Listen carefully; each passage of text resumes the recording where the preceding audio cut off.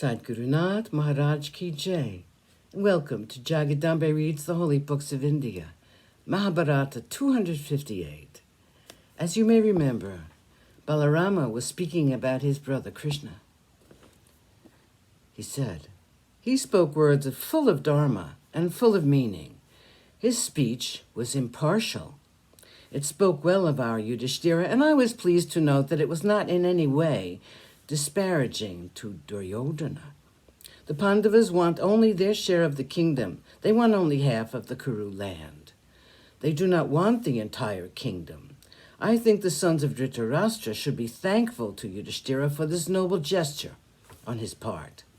The war can be averted if they take advantage of this chance to behave magnanimously.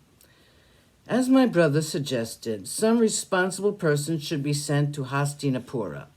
He must go with the intention of pacifying Duryodhana. He must plead the cause of Yudhishthira.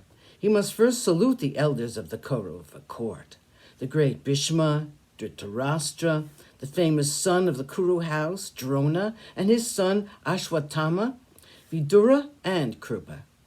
He must talk respectfully to Shakuni and to Radeya.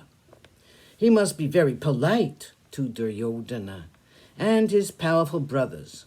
This messenger must be very humble and explain the views of Yudhishthira very gently. He must not antagonize Duryodhana. The king must not be provoked. Yudhishthira reigned on his throne. He forgot himself in the excitement of playing and lost his kingdom to Duryodhana. He did a foolish thing. He was repeatedly dissuaded from playing by all the Kauravas, but he would not listen. He is a poor player.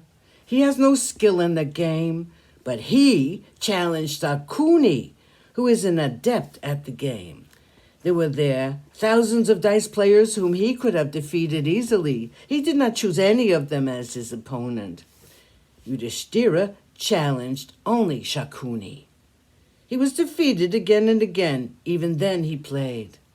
For this foolishness of the king of Indraprastha, it is no use blaming Shakuni or Duryodhana.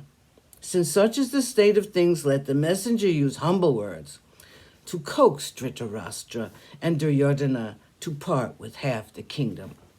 It will not be wise or judicious to antagonize Duryodhana.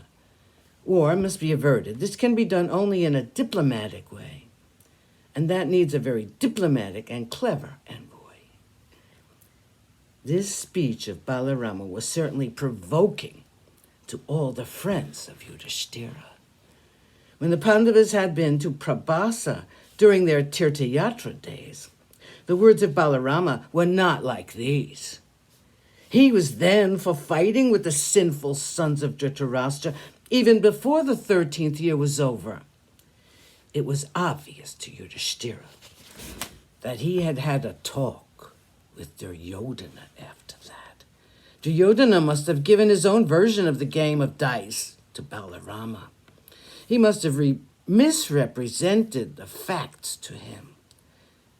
Balarama was very fond of Duryodhana, and he was only too willing to believe all that he had been told. It was known to the whole world that Shakuni taunted Yudhishthira to a game, and it was Shakuni who would not let him go without playing. Once the game began, of course, Yudhishthira lost his head. But this misrepresentation of facts was just the sort of thing to be expected of the Kauravas. Duryodhana knew that Balarama had a soft corner for him. It was easy for him to convince Balarama that the Kauravas were not to blame as far as the loss of the kingdom was concerned. Credulous Balarama thought that Duryodhana was not in the least responsible for that. Yudhishthira did not speak a word. Balarama was talking. He had not finished with his speech yet. In the middle of it, Satyaki sprang up from his seat.